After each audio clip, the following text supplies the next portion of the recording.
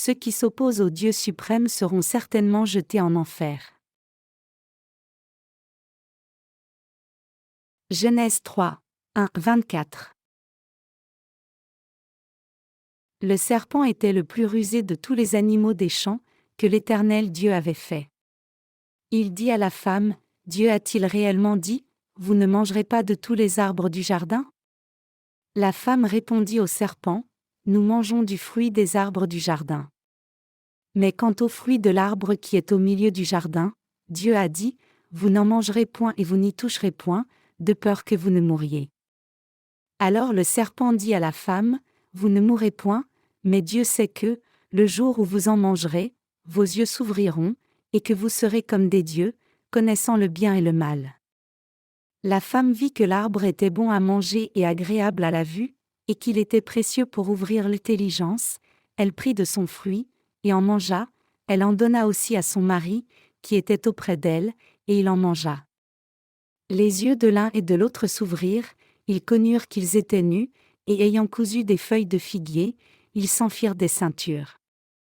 Alors ils entendirent la voix de l'Éternel Dieu, qui parcourait le jardin vers le soir, et l'homme et sa femme se cachèrent loin de la face de l'Éternel Dieu, au milieu des arbres du jardin. Mais l'Éternel Dieu appela l'homme, et lui dit, où es-tu? Il répondit, j'ai entendu ta voix dans le jardin, et j'ai eu peur, parce que je suis nu, et je me suis caché. Et l'Éternel Dieu dit, qui t'a appris que tu es nu? Est-ce que tu as mangé de l'arbre dont je t'avais défendu de manger? L'homme répondit, la femme que tu as mise auprès de moi m'a donné de l'arbre, et j'en ai mangé. Et l'Éternel Dieu dit à la femme, pourquoi as-tu fait cela? La femme répondit, le serpent m'a séduite, et j'en ai mangé. L'Éternel Dieu dit au serpent, puisque tu as fait cela, tu seras maudit entre tout le bétail et entre tous les animaux des champs, tu marcheras sur ton ventre, et tu mangeras de la poussière tous les jours de ta vie. Je mettrai inimitié entre toi et la femme, entre ta postérité et sa postérité. Celle-ci t'écrasera la tête, et tu lui blesseras le talon. Il dit à la femme, j'augmenterai la souffrance de tes grossesses, tu enfanteras avec douleur, et tes désirs se porteront vers ton mari, mais il dominera sur toi. Il dit à l'homme, puisque tu as écouté la voix de ta femme, et que tu as mangé de l'arbre au sujet duquel je t'avais donné cet ordre, tu n'en mangeras point. Le sol sera maudit à cause de toi. C'est à force de peine que tu en tireras ta nourriture tous les jours de ta vie, il te produira des épines et des ronces, et tu mangeras de l'herbe des champs. C'est à la sueur de ton visage que tu mangeras du pain, jusqu'à ce que tu retournes dans la terre, d'où tu as été pris, car tu es poussière, et tu retourneras dans la poussière. Adam donna à sa femme le nom d'Ève, car elle a été la mère de tous les vivants.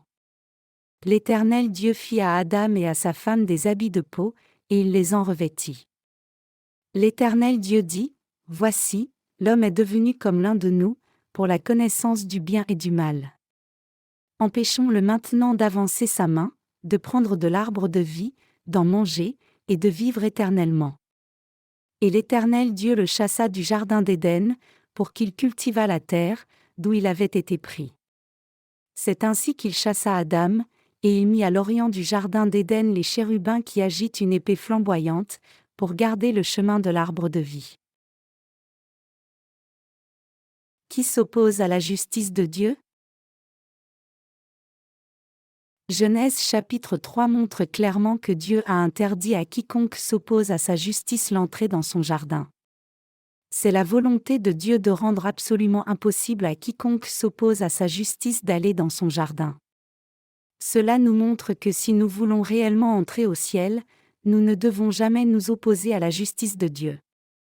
Pour nous tous, nous ne pouvons entrer au ciel que si nous croyons en la justice de Dieu, si autrement nous nous opposons à la justice de Dieu, nous ne pourrons jamais être sauvés du péché, ni atteindre même le seuil du ciel. Donc, quiconque veut entrer dans le royaume des cieux sincèrement doit croire en la justice de Dieu sans faute. Genèse 3:1 dit, le serpent était le plus rusé de tous les animaux des champs, que l'Éternel Dieu avait fait. Ce passage montre combien celui qui s'oppose à la parole de vérité de Dieu est rusé. Ce n'est autre que Satan qui s'oppose à Dieu et sa justice. Ce Satan est extrêmement rusé et malin. Ceux qui appartiennent à Satan et s'opposent à Dieu sont aussi extrêmement rusés et mauvais. Ils s'opposent tous à Dieu de façon très rusée et dans l'escroquerie. Quand Satan a tenté l'homme, il a dit les paroles suivantes. Dieu a-t-il réellement dit, « Vous ne mangerez pas de tous les arbres du jardin » Ève dit alors, « Nous mangeons du fruit des arbres du jardin. » Mais quant au fruit de l'arbre qui est au milieu du jardin, Dieu a dit, « Vous n'en mangerez point et vous n'y toucherez point, de peur que vous ne mouriez. » Satan s'abat sur les faiblesses des gens, et avec ses paroles trompeuses il corrompt leur foi avec ruse. C'est ainsi que Satan agit dans la tromperie et la ruse pour s'opposer à Dieu. Cependant, personne ne peut être heureux en s'opposant à la parole de Dieu clairement. Bien que le diable s'oppose à Dieu, il fera finalement face au jugement de la colère de Dieu. Même parmi les êtres humains, il y a aussi des adversaires de la justice de Dieu. Tout comme Satan, ces gens sont très rusés dans leur opposition au peuple de Dieu et sa justice. Satan travaille avec tromperie parmi les gens. Ses serviteurs œuvrent pour tromper l'humanité, pour que les gens ne réalisent pas la vérité que Jésus a pris tous les péchés du monde en étant baptisé par Jean-Baptiste. C'est la toute première chose que Satan fait. Ceux qui sont trompés par Satan disent qu'alors que Jésus a pris le péché originel, il n'a pas enlevé leur péché personnel. Quiconque dit cela est quelqu'un qui a été trompé par Satan, le rusé. En déroutant les gens pour qu'ils croient cela, le diable leur rend impossible l'accès au ciel même s'ils croient en Jésus-Christ comme leur sauveur. Puisque Dieu a placé une épée ardente pour garder le jardin d'Éden et empêcher l'entrée de ces gens, n'importe qui ne peut pas aller au ciel. Beaucoup des chrétiens d'aujourd'hui dans le monde sont trompés spirituellement. Bien qu'ils professent tous croire en Jésus-Christ comme leur sauveur, leur foi est en réalité placée dans les doctrines chrétiennes, proclamant qu'alors que Jésus a enlevé le péché originel, ils doivent faire des prières de repentance chaque jour pour enlever leur péché personnel. Ils défendent donc le fait que l'on puisse entrer au ciel seulement si l'on efface ses péchés chaque jour. Mais où dans la Bible cela est-il dit ? Si l'homme essaie assez fort, peut-il établir une meilleure justice que la justice de Dieu accomplie par Jésus ? La virulence sale et affreuse de l'homme et toute sa nature pécheresse peut-elle être éradiquée par ses propres prières de repentance, qui ne sont rien de plus que le produit des efforts de l'homme ? Est-il réellement possible à un être humain d'entrer au ciel par son propre effort, plutôt que de se confier entièrement en la justice de Dieu ? La réponse à toutes ces questions est résolument non. La notion que nous puissions arriver au salut par notre propre force est un mensonge fortement trompeur et rusé. Maintenant comme auparavant, ce monde déborde de ce genre de menteurs rusés. Tous ceux qui s'opposent à la justice de Dieu devant lui sont des menteurs rusés. Même s'ils professent croire en Dieu, ils sont en réalité ignorants de sa justice, et c'est pour cela qu'ils s'opposent à la justice de Dieu. Ces gens s'opposent à la justice de Dieu d'une façon extrêmement rusée. Dieu veut être le vrai Dieu pour toutes les créatures et l'humanité. Ce Dieu est un Dieu vraiment bienveillant pour nous tous. Il est notre être suprême. Sa parole est la vérité absolue, elle n'a pas besoin de raisonnement, et elle est bonne et belle. Dieu nous parle par nécessité et pour notre propre bénéfice. Maintenant même, ceux qui s'opposent à Dieu s'opposent au juste. Ces gens rusés et tricheurs ont existé depuis longtemps, et dans les Écritures d'aujourd'hui, nous voyons l'un de ceux-là, le serpent, dire à Ève, « Dieu a-t-il réellement dit de ne pas manger de l'arbre de la connaissance du bien et du mal ? A-t-il interdit de manger le fruit de tout arbre du jardin ?» Ève prononça alors des paroles incrédules, disant au serpent, « Nous mangeons du fruit des arbres du jardin. » Mais quant au fruit de l'arbre qui est au milieu du jardin, Dieu a dit, « Vous n'en mangerez point et vous n'y toucherez point, de peur que vous ne mouriez. » Satan a posé à Ève une question extrêmement rusée et trompeuse. Dieu a-t-il réellement dit, « Vous ne mangerez pas de tous les arbres du jardin » Si ce n'est pas une question rusée, qu'est-ce que c'est alors ? En trompant Ève de façon si déviante et tricheuse, Satan a abaissé sa foi en la parole de Dieu, et en la mettant ainsi au défi de manger du fruit interdit, il l'a amenée à s'éloigner de Dieu. Simplement, le diable a trompé l'humanité. Il a menti à Ève en disant « Tu ne mourras point ». Ce n'était rien de plus que le plan de Satan pour s'opposer à la justice de Dieu. Tout comme Satan avait prévu de pervertir la parole de Dieu à l'époque, il utilise la même méthode déviante aujourd'hui encore. Savez-vous comment les adversaires de Dieu s'opposent à lui? Ces gens croient vraiment en Dieu. Mais ils ne croient absolument pas en l'évangile de l'eau et de l'esprit, la parole de Dieu qui constitue sa justice. Plutôt que d'accepter toute la parole de Dieu comme la vérité absolue, ils pensent que certaines parties de la Bible ne viennent pas de Dieu. Donc ils essaient d'interpréter la parole dans une perspective humaine. Quelle est leur approche de Dieu? Ils corrompent Dieu en un Dieu inconstant, disant que Dieu sauve qui il a dit qu'il tuerait, que sa parole n'est pas le commandement absolu, et que puisque Dieu est le Dieu d'amour, il épargne même les pécheurs. Quand ces gens pensent à Dieu, ils pensent à lui seulement comme le Dieu d'amour, ignorant le fait qu'il est aussi le Dieu de justice. Mais Dieu n'est pas ce genre de Dieu, il est le Dieu de vérité. Notre Dieu est un Dieu juste qui envoie quiconque a du péché en enfer. Il ne passe pas sur les péchés des gens, juste parce qu'ils seraient d'une certaine façon des chrétiens. Dieu permet-il même aux pécheurs d'entrer au ciel? Non, bien sûr que non. Considère-t-il quiconque croit en Jésus comme juste, même si cette personne reste pleine de péchés? Non, ce n'est pas le cas.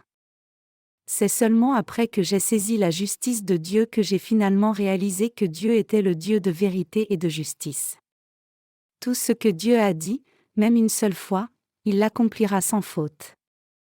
Comment ses adversaires s'opposent-ils à Dieu alors? Ils s'opposent à Dieu avec leur propre justice, refusant de croire en Dieu et sa parole de vérité, et prétendant que Dieu soit injuste. À la fin, puisqu'ils ne croient pas en la parole de Dieu, ils seront tous détruits. Ceux qui s'opposent à Dieu aujourd'hui prétendent que Jésus a enlevé seulement le péché originel, mais où dans la Bible est-il dit que seul le péché originel a été enlevé? Ceux qui s'opposent à Dieu tordent sa parole. Tout comme Satan a tordu la parole de Dieu quand il a tenté Ève, ces gens corrompent aussi la parole de Dieu. Satan a conduit les lèvres d'Ève à prononcer des paroles d'incrédulité, il l'a amenée de son côté et a fait qu'elle doute de la parole de Dieu. N'est-ce pas Satan qui l'a conduite à tordre la parole de Dieu et dire « Vous n'en mangerez point et vous n'y toucherez point, de peur que vous ne mouriez » Le diable continue d'aller vers les gens et de pervertir la parole de Dieu.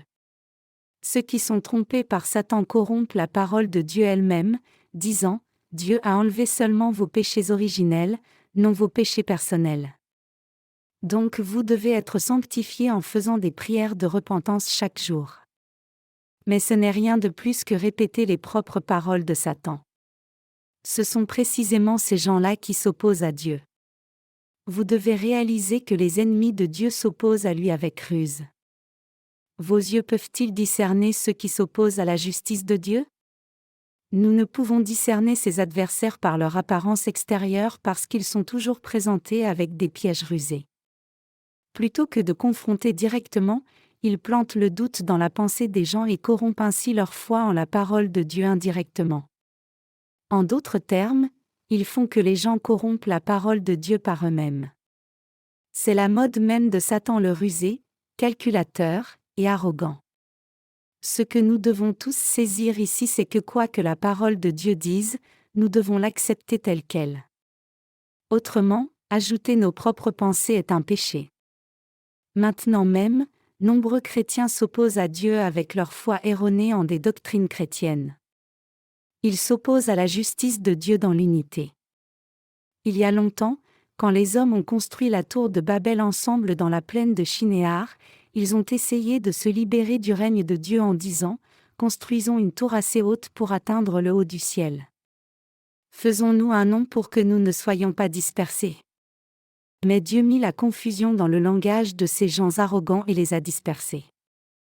Depuis le chaos est descendu sur les êtres humains, leur langue a été confuse, et ils sont tombés dans un désarroi complet. Les dénominations chrétiennes de par le monde maintenant croient selon leur propre mode, loin de la parole de Dieu. Y a-t-il alors une différence de foi entre ceux qui croient selon la parole de Dieu et ceux qui ne le font pas? Oui. Maintenant même, les seuls qui croient selon la parole écrite de Dieu sont ceux qui sont nés de nouveau en croyant en l'évangile de l'eau et de l'esprit. Parmi ceux qui n'ont pas foi en l'évangile de l'eau et de l'esprit, il n'y a absolument personne qui croit en la parole de Dieu exactement telle qu'elle est. Cela signifie que les opposants à la parole de Dieu corrompent la parole avec ruse.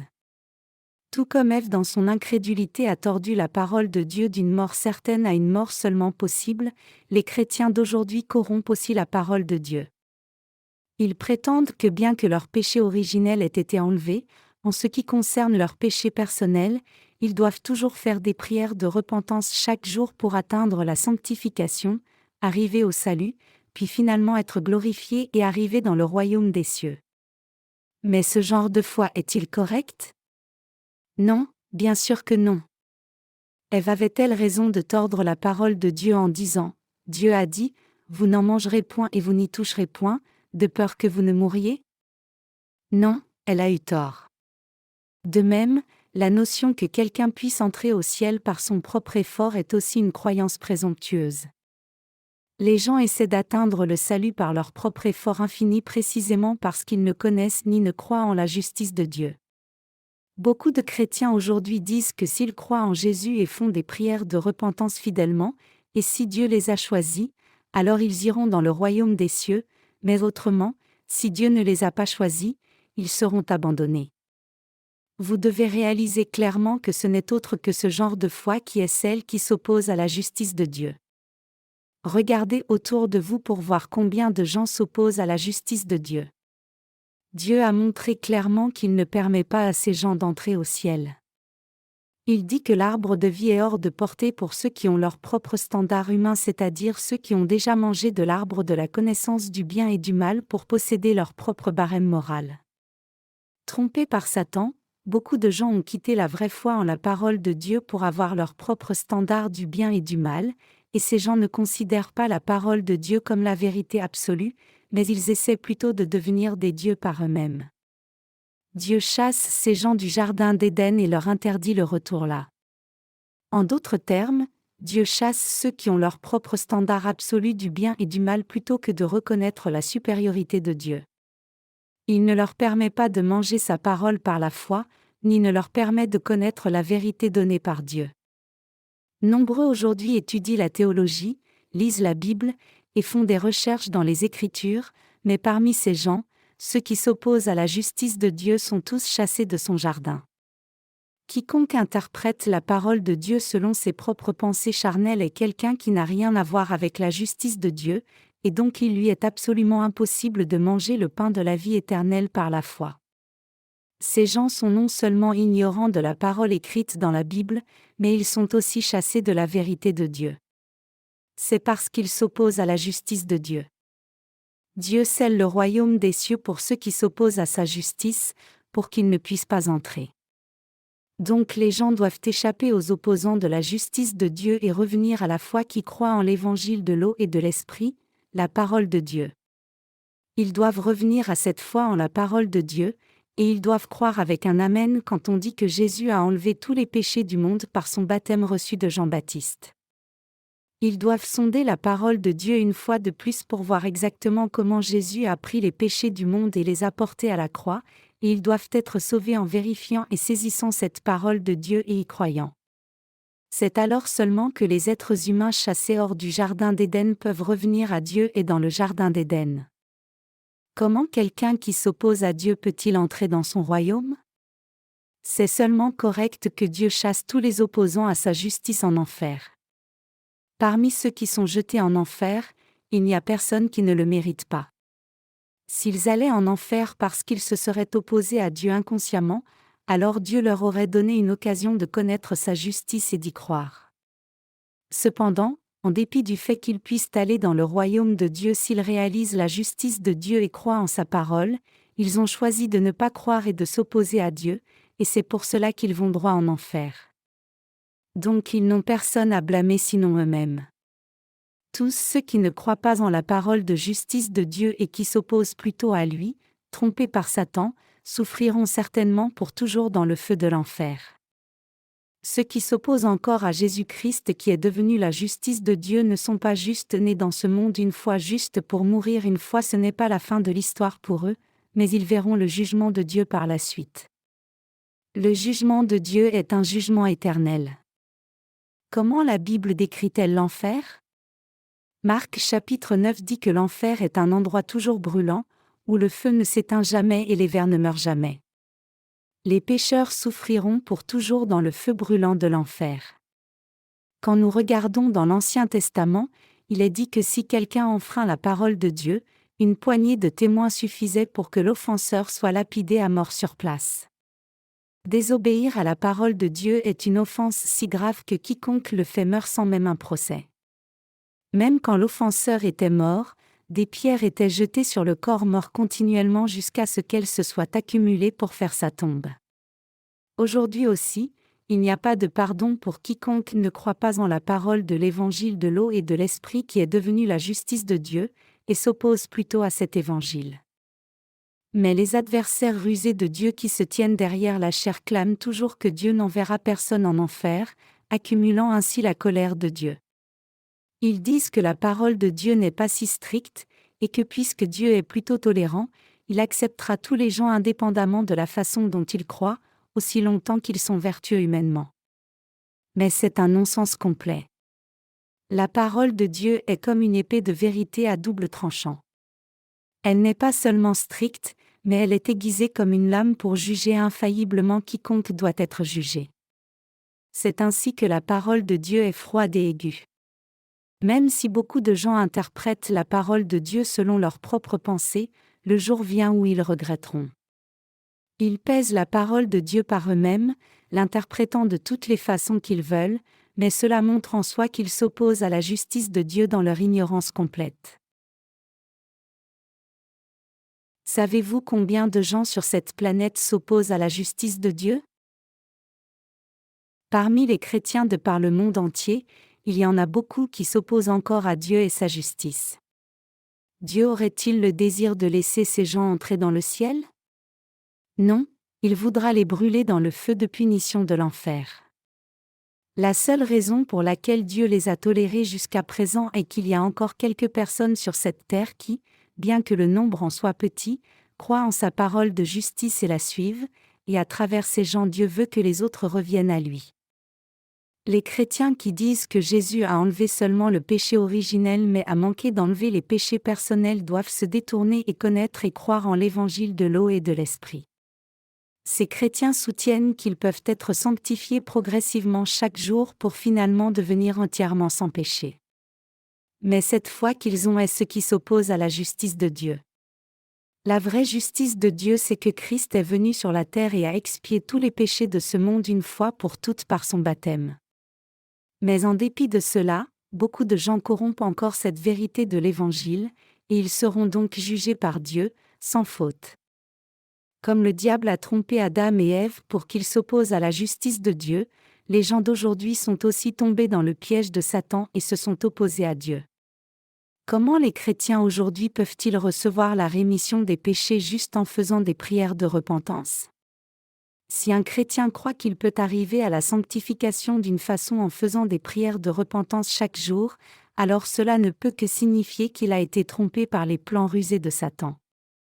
Satan est si rusé qu'il a complètement endoctriné les chrétiens d'aujourd'hui pour qu'ils croient qu'ils peuvent recevoir la rémission des péchés en faisant seulement des prières de repentance. C'est pour cela que leur foi a dévié. Ils disent qu'il y a deux sortes de repentance. Le premier type de repentance arrive quand on se repent et reçoit la rémission des péchés en croyant en Jésus-Christ crucifié. Le deuxième type de repentance arrive quand on efface ses péchés personnels en faisant des prières de repentance à chaque fois que l'on commet un péché, disant « Seigneur, pardonne-moi ». Donc ces chrétiens supplient le Seigneur de pardonner leurs péchés chaque jour, mais n'est-ce pas une foi erronée ? Étant donné le fait que Jésus est allé à la croix après avoir porté tous les péchés du monde une fois pour toutes en étant baptisé par Jean-Baptiste, Pourquoi les chrétiens d'aujourd'hui essaient-ils d'effacer leurs péchés par leur propre prière de repentance? S'ils ont reçu la rémission des péchés par leur première repentance, n'est-ce pas faux de demander au Seigneur de pardonner une fois de plus leurs péchés à chaque fois qu'ils commettent le péché? Beaucoup de chrétiens aujourd'hui pensent qu'ils sont sauvés juste en professant croire en Jésus comme leur sauveur. Et ils pensent aussi qu'ils doivent être pardonnés des péchés quotidiens commis dans la vie de tous les jours. C'est pour cela qu'ils appartiennent à une foi rusée. Cela signifie qu'ils ont été trompés par Satan le rusé et tricheur. Trop de chrétiens pensent aveuglément qu'ils peuvent aller dans le royaume des cieux si seulement ils sont assez pieux, mais ils sont complètement dans l'erreur. Si la Bible dit que l'on peut entrer au ciel si l'on connaît et croit en l'évangile de l'eau et de l'esprit qui constitue la justice de Dieu, alors cela ne peut que signifier que les chrétiens qui vont en enfer en dépit de leur foi en Jésus ont tort de croire qu'ils sont purifiés de leurs péchés par leur propre prière de repentance. Leur foi n'est-elle pas clairement fausse alors?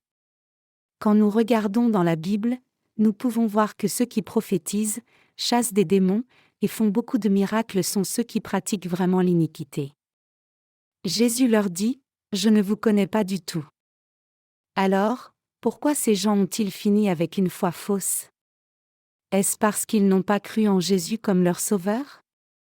Ou est-ce parce qu'ils n'ont pas été choisis par Dieu, et qu'ils sont donc rejetés en dépit de leur foi en Jésus?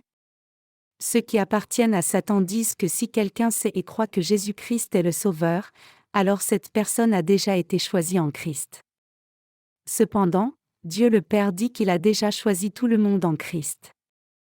C'est en croyant en l'évangile de l'eau et de l'esprit, plutôt que s'opposer à la justice de Dieu, que les gens aujourd'hui peuvent recevoir la rémission des péchés une fois pour toutes.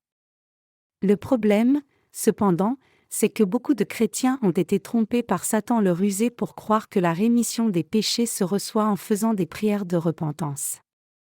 Effectivement, ils essaient fort d'arriver à la rémission des péchés en faisant beaucoup de prières de repentance au point qu'ils sont non seulement insensés, mais ils diluent en réalité l'évangile de l'eau et de l'esprit donné par Jésus et corrompent le monde. Pour être plus virulents, ceux qui s'opposent maintenant à la justice de Dieu sont pareils à Satan. Il est écrit dans le passage des Écritures d'aujourd'hui. Alors le serpent dit à la femme, « Vous ne mourrez point, mais Dieu sait que, le jour où vous en mangerez, vos yeux s'ouvriront, et que vous serez comme des dieux, connaissant le bien et le mal. » Genèse 3, 4-5.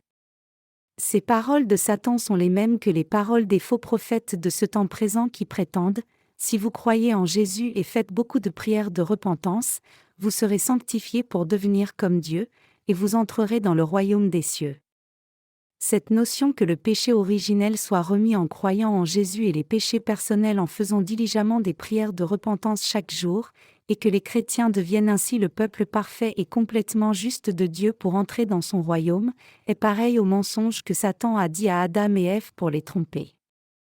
Et ces mots sont les mots de ceux qui s'opposent à la justice de Dieu. Tous ceux qui sont trompés par le diable font invariablement une telle déclaration. Mais vous ne devez pas être trompés par ces ennemis qui prétendent que vous pouvez recevoir la rémission des péchés en faisant fidèlement des prières de repentance. Tant de chrétiens versent tant de larmes à chaque fois qu'ils font des prières de repentance, juste parce qu'on leur a appris qu'on ne peut pas entrer dans le royaume de Dieu sans larmes et sacrifices. Même s'ils sont absolument certains que c'est le seul moyen d'être sanctifiés, ils ne peuvent avoir davantage tort. Tous ces gens sont juste trompés par Satan.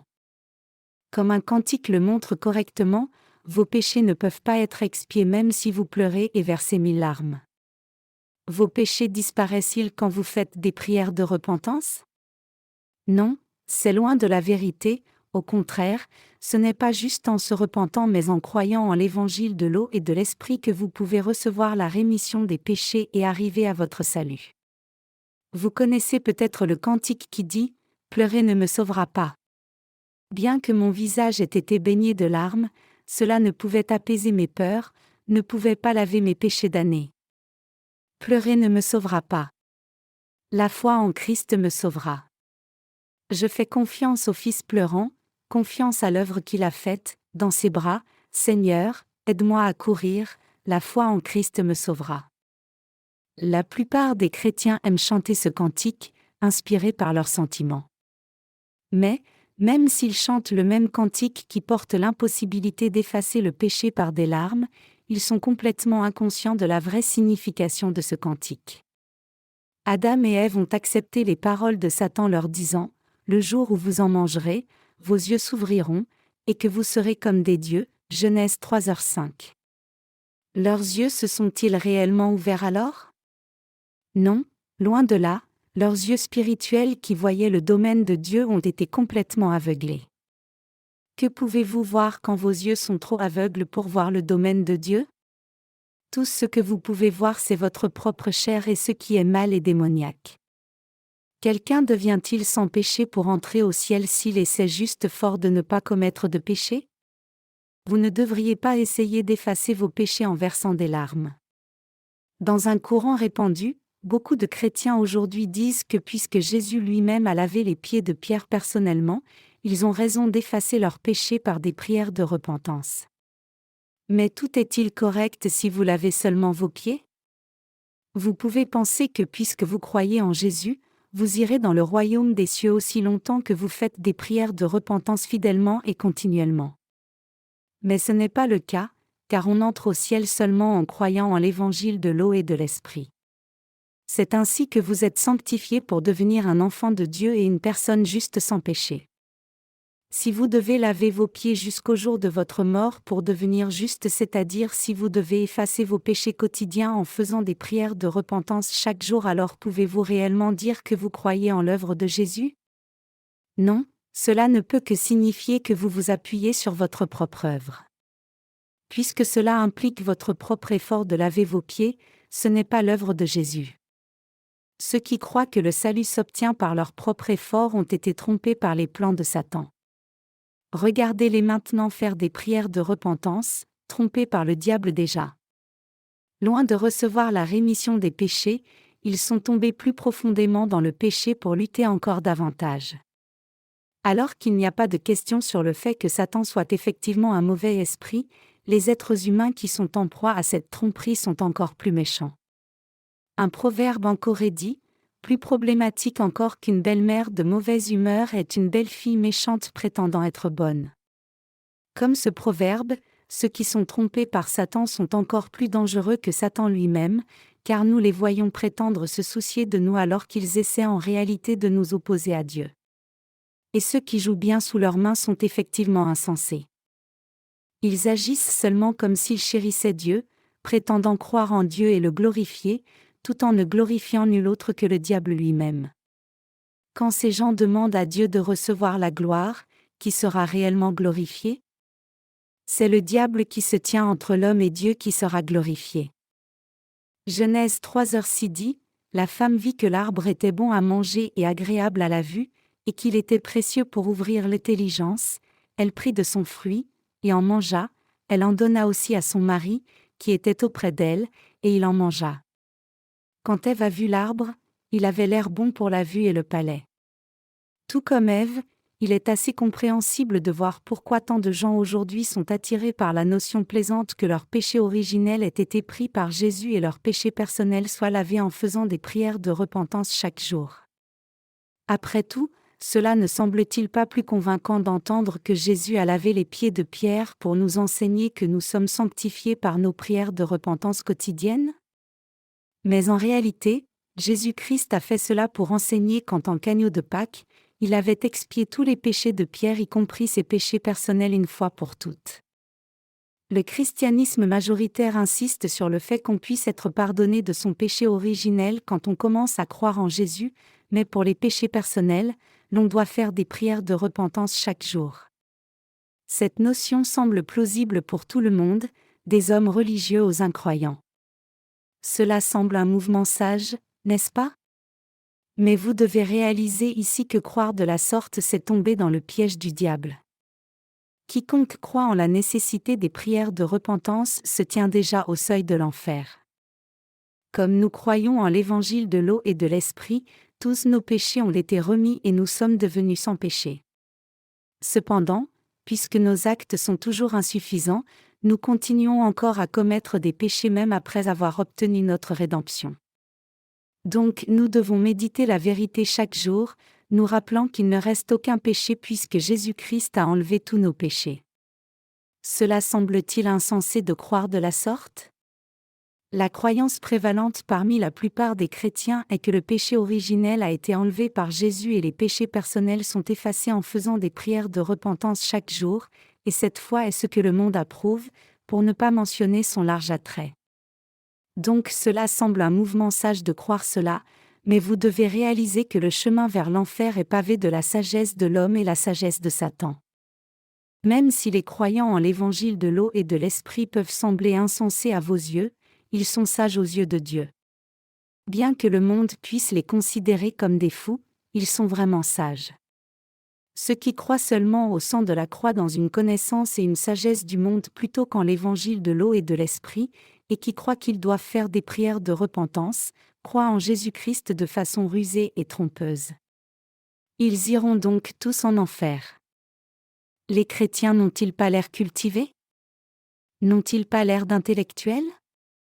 N'est-ce pas merveilleux que des chrétiens se réunissent une fois par semaine et se sentent bien comme une famille heureuse ? S'ils font partie d'une grande église, alors ils reçoivent des marques d'approbation des gens du monde aussi. Quand quelqu'un demande « Quelle église fréquentez-vous ?», ils peuvent donner fièrement le nom de leur église. Bien que cela semble plutôt merveilleux et sage de fréquenter une église dont le nom est reconnu par tout le monde comme ceci, vous devez réaliser que le diable s'est opposé à Dieu parce qu'il débordait de sa propre sagesse, et qu'il sera jeté en enfer à cause de cette folie. Pourquoi les gens vont-ils en enfer ? C'est parce qu'ils ne croient pas en la justice de Dieu, parce qu'ils croient selon leurs propres pensées, et parce qu'ils ont du péché dans leur cœur. Ce sont des réponses justes. Pour ajouter une réponse de plus ici, les gens vont en enfer parce qu'ils défient la justice de Dieu par leur propre justice. Ceux qui présument eux-mêmes être meilleurs et plus sages que Dieu continuent de le défier encore et encore, reniant tout ce qu'il dit. Dieu peut les tolérer un moment au départ, mais s'ils continuent de le défier, Dieu les frappera finalement et les jettera dans l'abîme sans fond. Qu'en est-il de l'ange déchu ? Pourquoi Lucifer, qui était un ange glorieux, a-t-il été jeté sur la terre ? Pourquoi l'enfer a-t-il été réservé pour lui ? C'est parce qu'il avait défié Dieu. De même, c'est parce que les gens osent défier Dieu avec leurs propres pensées que leurs péchés ne disparaissent pas, et c'est parce que leurs péchés restent intacts qu'ils sont liés à l'enfer. Toutes les créatures faites par Dieu le Seigneur doivent lui obéir. Combien ce serait merveilleux si ceux qui sont en dessous de Dieu obéissaient à sa parole et le servaient pour toujours dans son domaine vaste et éternel, puisque la gloire éternelle de Dieu serait alors leur propre gloire. Si vous ne voulez pas finir comme l'ange qui a été chassé dans les ténèbres pour avoir défié Dieu, vous devriez écouter attentivement la parole de Dieu et y croire exactement telle qu'elle est. Dieu a dit à Lucifer, l'ange déchu, tu disais en ton cœur, je monterai au ciel, j'élèverai mon trône au-dessus des étoiles de Dieu. Je m'assiérai sur la montagne de l'assemblée, à l'extrémité du septentrion, je monterai sur le sommet des nues, je serai semblable au Très-Haut. Mais tu as été précipité dans le séjour des morts, dans les profondeurs de la fosse, Ésaïe 14, 13-15. Dieu dit qu'il a fait l'enfer pour ceux qui le défient par leurs propres pensées. Pensez-vous que Dieu ait fait l'enfer parce qu'il le voulait ? Non, ce n'est absolument pas qui est notre Dieu. Si Dieu avait fait l'enfer intentionnellement par malveillance, il ne serait pas juste. Dieu nous a fait, nous humains, pour nous donner le bonheur. Il chassera ceux qui le défient et enverra au ciel ceux qui croient en sa parole. Dieu veut que tout le monde écoute sa parole et monte au ciel. Mais parce que ceux qui sont destinés à l'enfer y finissent pour avoir essayé de monter jusqu'à Dieu, Dieu ne peut rien faire pour ces gens-là non plus. Vous devez réaliser ici combien de gens vont droit en enfer pour avoir défié Dieu. La plupart des chrétiens pensent qu'ils ont une meilleure chance d'aller au ciel en fréquentant des églises grandes et reconnues plutôt que des églises petites et qui ne sont pas d'une dénomination. Dans un même sens, les Juifs du temps de Jésus pensaient aussi qu'il était plus probable que monte au ciel à travers le temple de Jérusalem plutôt que par les maisons de toile de la campagne. Dans la parabole du bon Samaritain, un homme pillé par des brigands a été emmené dans une auberge, et de toute évidence, cette auberge était une humble maison dans un village de campagne. L'auberge ici représente l'Église de Dieu qui a la parole de vérité pour sauver et guérir toutes sortes de pécheurs. Par contre, le temple de Jérusalem était bâti haut et beau. La façade de cette haute tour était embellie de gravures remarquables, mais si vous continuez de monter, vous irez en enfer. Beaucoup de chrétiens se vantent de leur Église et leur dénomination, frimant pour leur taille, leur histoire, leur tradition, et ainsi de suite, mais ceux qui montent vers Dieu avec ses mérites superficiels d'hommes iront tous en enfer. Quiconque défie Dieu sera jeté en enfer sans y réfléchir à deux fois.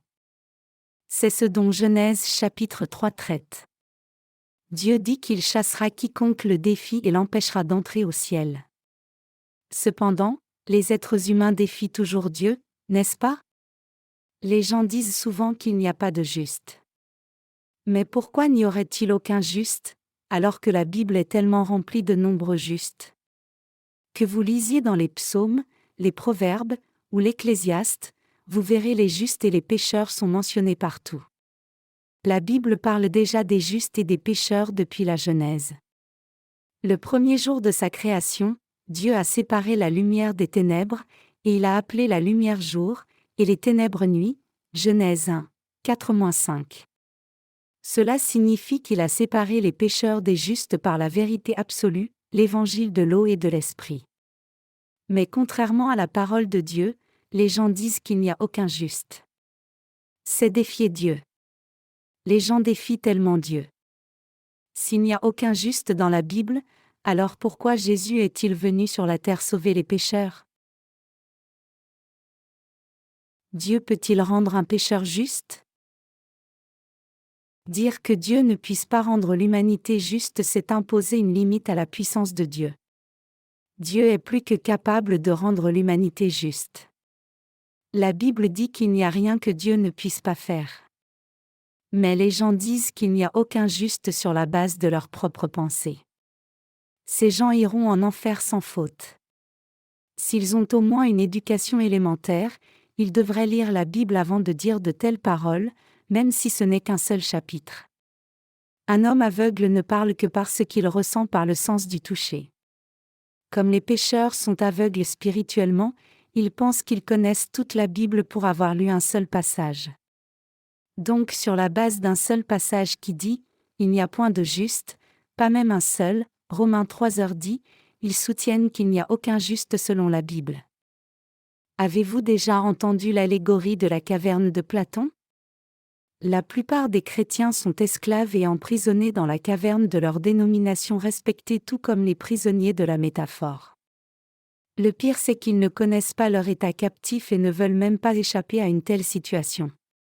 Ils pensent que quelque chose de terrible leur arrivera s'ils quittent leur Église.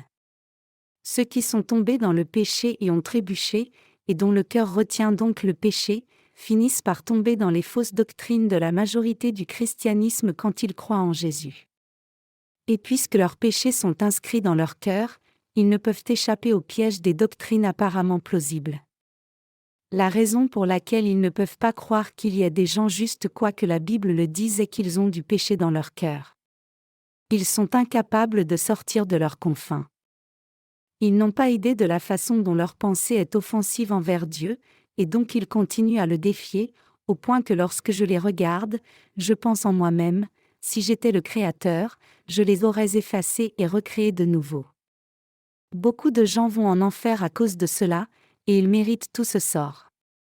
Les gens admettent simplement qu'il n'y ait aucun juste parce qu'ils n'ont jamais réellement cru en Dieu correctement ni essayé de le connaître. C'est parce qu'ils n'ont eux-mêmes jamais expérimenté la justification qu'ils sont si certains qu'il n'y ait aucun juste. En d'autres termes, ils pensent qu'il n'y a absolument personne de juste précisément parce qu'ils sont eux-mêmes pécheurs. Quand ils regardent dans leur propre cœur, il est complètement inconcevable pour eux de devenir justes. Alors comment autrement devrions-nous décrire Noé, Abraham, Paul et Pierre, ceux dont la Bible dit qu'ils étaient justes? Dieu dit, Noé était un homme juste et intègre dans son temps, Genèse 6h9. L'apôtre Paul a dit, Il n'y a donc maintenant aucune condamnation pour ceux qui sont en Jésus-Christ, Romains 8:1. Cela ne signifie-t-il pas que ceux qui sont en Christ sont justes? Le fait qu'il n'y ait pas de condamnation signifie qu'il n'y a pas de péché, puisqu'aucun péché n'est imputé, quiconque est en Christ Jésus est juste. En d'autres termes, puisque nos péchés ont été transférés sur Jésus-Christ, nous sommes les justes qui n'avons ni péché ni aucune raison d'être jugés. Cependant, ceux qui croient qu'il n'y a aucun juste ne peuvent pas expliquer ce passage. S'il y a quelqu'un qui continue à défier les témoins de l'évangile de l'eau et de l'esprit juste parce qu'il ne sait rien faire de mieux, il va droit en enfer. En réalité, avant que nous ne soyons nés de nouveau par l'évangile de l'eau et de l'esprit, nous avons aussi défié Dieu.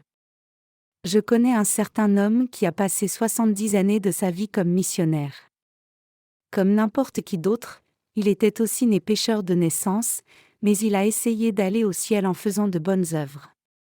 Mais tout ce qu'il a accompli dans sa vie n'était que défier Dieu, pour finir seulement en enfer. Les gens essaient de défier Dieu sans cesse. Tant de gens défient Dieu qu'il y a difficilement quelqu'un qui ne le défie pas. Réalisez-vous combien de gens parmi les laïcs et les pasteurs n'ont pas reçu la rémission des péchés, piégés dans un cercle vicieux pour tomber par terre spirituellement après avoir péché, se relever pour difficilement se restaurer, pour seulement tomber de nouveau? Tant de pasteurs ont été chassés de leurs églises pour avoir commis le péché qu'il est impossible de tous les lister. Aucune autre expression ne décrit ce que font ces gens plus correctement que de dire qu'ils essaient de s'élever jusqu'à Dieu. Quand nous regardons de près ceux qui n'ont pas reçu la rémission des péchés, nous pouvons voir clairement qu'ils ne peuvent pas recevoir la rémission des péchés parce qu'ils défient Dieu. Ils s'opposent à Dieu et le défient juste parce qu'ils n'aiment pas ce qu'ils entendent de ceux qui prêchent l'Évangile, mais tout le résultat à cela n'est que leur propre perte, les rendant incapables de recevoir la rémission des péchés et les condamnant à l'enfer. Je ne suis pas certain qu'ils réalisent cela, mais c'est ce qu'ils continuent de faire. Parfois même des serviteurs de Dieu défient Dieu. Vous ne pouvez pas être bénis si vous continuez de défier Dieu comme cela. Il est absolument crucial pour vous de veiller à ne pas défier Dieu. Mes chers croyants, oser s'élever jusqu'à Dieu n'est autre que s'opposer à Dieu et sa justice.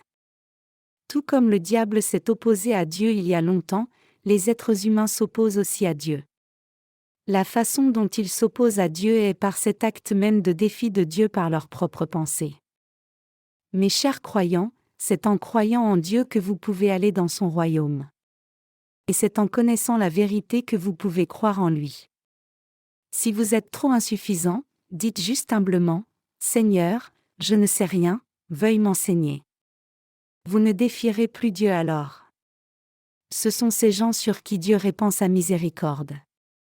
Cependant, beaucoup de pasteurs défient Dieu par leurs propres pensées. Je ne peux pas comprendre pourquoi ils continuent de tromper leur assemblée même s'ils n'ont même pas reçu la rémission des péchés, comme si leur prospérité et leur ministère allaient durer toujours. C'est si ridicule. Combien de temps pensent-ils qu'ils vivront pour qu'ils continuent de tromper leur propre conscience et leur cœur devant Dieu? C'est présomptueux. La notion même de défier Dieu est risible. Mes chers croyants, rappelez-vous que les gens finissent en enfer à cause de leur arrogance. Tous les gens dans la Bible qui ont dévié et ont été jugés par Dieu ont fini en enfer parce qu'ils avaient défié Dieu. Donc je vous demande de ne jamais défier Dieu, vous rappelant clairement combien les conséquences sont terrifiantes. Et quand vous voyez ceux qui n'ont pas reçu la rémission des péchés défier Dieu, parlez-leur sévèrement pour qu'ils cessent cette folie. Soyez aussi clairs que possible, leur disant droit en face, ne sois pas si arrogant. Plutôt que de juste essayer de les engager sur un niveau intellectuel avec des paroles douces, enseignez-leur clairement qui ils sont vraiment, leur disant, tu n'as pas idée de ce dont tu parles, donc cesse d'être si présomptueux. Pourquoi défies-tu encore Dieu? N'es-tu pas qu'un pécheur? Rappelons alors à tous ces gens que s'ils défient prétentieusement l'autorité de Dieu, ils seront jetés en enfer. Quiconque s'oppose à l'évangile de l'eau et de l'esprit, la vérité de Dieu, sera puni sans faute. Ceux qui ne connaissent pas encore l'évangile de l'eau et de l'esprit, et donc ne se sont pas unis à Dieu, ne devrait pas le défier, mais il devrait s'incliner devant lui et demander : Comment puis-je être sauvé du péché ?